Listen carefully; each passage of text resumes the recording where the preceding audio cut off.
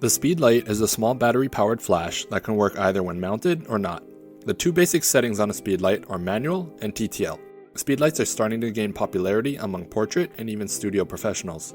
They are small, very light, quick to set up and tear down, and lastly, the price is great. Originally, the term Speedlight was coined by Nikon in early 1960s. They used it to name Nikon flashes that aren't built into the camera.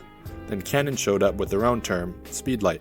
Nowadays, manufacturers will use one of the two terms to refer to their camera-mounted portable flashes. The original camera-mounted flash units were manual and would always output the same amount of light. Shortly after, automatic flashes were released.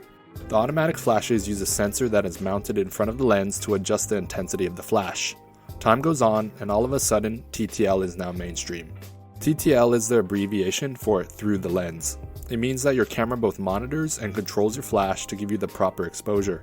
Basically, it's an automatic version that lets the camera decide for you. As usual, innovation naturally comes with a big price tag. Luckily, other companies have reverse engineered said Nikon and Canon Speedlights to make them more affordable. So in short, the Speedlight definition is a battery-powered portable flash that can be both mounted or not. So how does the Speedlight work? As mentioned, Speedlights have two basic settings, manual and TTL. The TTL mode is similar to the auto mode on your camera, where it makes automatic adjustments based on the information from your camera's built-in metering system.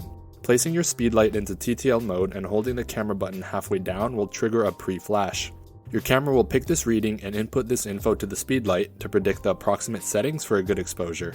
It will consider both the distance from the light source to your subject and the amount of light reflected off the subject. You can also set your Speedlight to use a manual flash setting.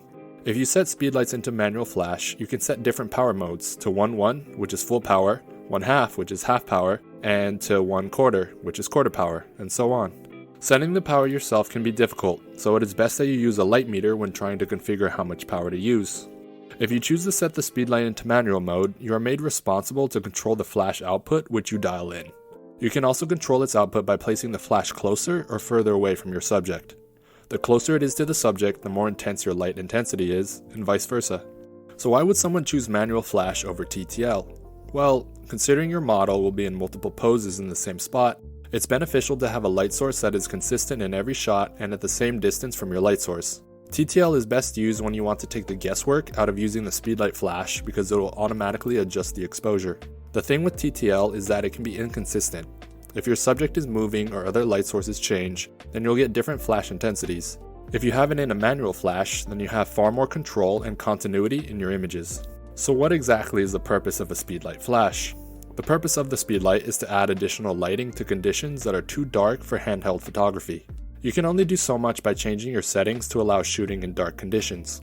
Most of the time, you'll need a slower shutter speed, and that requires you to use a tripod. Shooting at a slow shutter speed makes your image prone to motion blur. Since it's almost impossible for most photographers to have their hands not shake for 5 seconds, they need a tripod. Oh, and maybe use a remote shutter release too as an extra measure. The Speedlight allows you to comfortably handhold your camera to achieve more balanced exposures in daylight. You can also use it to add exposure when shooting at higher shutter speeds, allowing you to freeze fast-moving subjects. Need more power than a built-in pop-up flash, but still want it to be flexible? Get a Speedlight. Shooting handheld in low light conditions but you're at your ISO limit? Use a Speedlight. Besides those, you can also adjust the power of your Speedlight. This helps you to effectively control the spread of light. Either you want it to match your lens's focal length, or ensure the correct spread and light intensity. It also provides a white card to bounce the flash and also includes a diffuser to create softer, flattering light.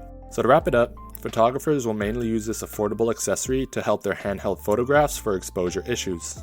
So what is the difference between a Speedlight and a flash? Well, a Speedlight is just a type of flash that sits on the hot shoe. Other flashes include a pop-up flash, which is the flash built into the camera, and strobes or monolights, which are larger studio lights. So if you're thinking about purchasing a Speedlight, how do you choose one? Well, Speedlights are taking the photography world by storm, leading to many photographers purchasing the product on a whim. Some go for the most expensive Speedlights, thinking that high quality is guaranteed by a high price, while some choose the cheapest options without considering that manufacturers would lower the quality of the product to make it cheap.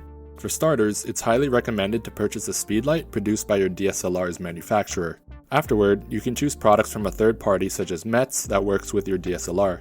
With the majority of flash features being controlled through the camera, you must take advantage of all the available features. They also come in many ranges of powers and intensities. By looking at the guide number, you'll figure out that the more expensive a product gets, the more power it has. Also, consider features like head rotation if you are planning to soften or change the light on your subject. There are also zoom features that are available in higher end models. This zoom feature allows the Speedlight to detect changes in the focal length from 24mm to 105mm automatically. This can help you concentrate light to cover long distances. We mentioned TTL, but is TTL Flash necessary? Well, through the lens flash or TTL Flash can receive information from the camera's light meter. This happens by the multiple contacts of the camera's hot shoe.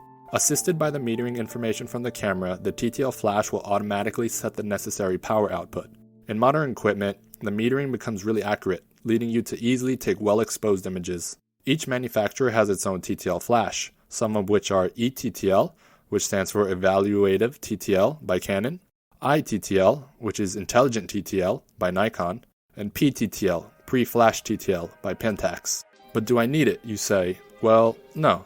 Many photographers will recommend you skip TTL and go straight into manual mode. For photographers, control is simply everything they wished for. Going TTL will make most of your images less desirable, flat, and dulled by their flat background. While TTL focuses on correctly exposing the subject, photographers still want their fair share of dramatic lighting with shadows and highlights in some areas. The more control a photographer has over their image, the better it generally is. Another problem with TTL is its margin of error. Every time the TTL Flash sends the signal back into the camera, there is a possibility that your camera settings would change. Shadows, highlights, ambient lights, clouds, and everything else can change the metering. Compare that to when you go manual. You can just set the power and it just stays the same until the end of time. To wrap this section up, let's compare the pros and cons of a TTL Flash and then compare it to a manual flash. Here are some of the pros of TTL Flash. Flash power and zoom are set automatically when connected to the camera, either via hot shoe or infrared. The second is that TTL can be used in any camera mode: automatic, aperture priority, shutter priority, and scene modes.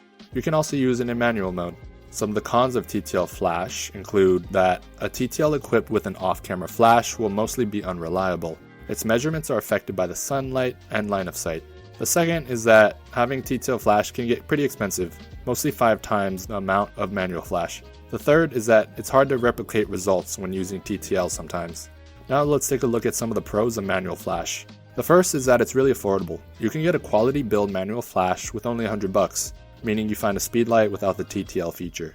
Second is you get full control of settings. The third is that you acquire a faster understanding of your camera and how to use light effectively.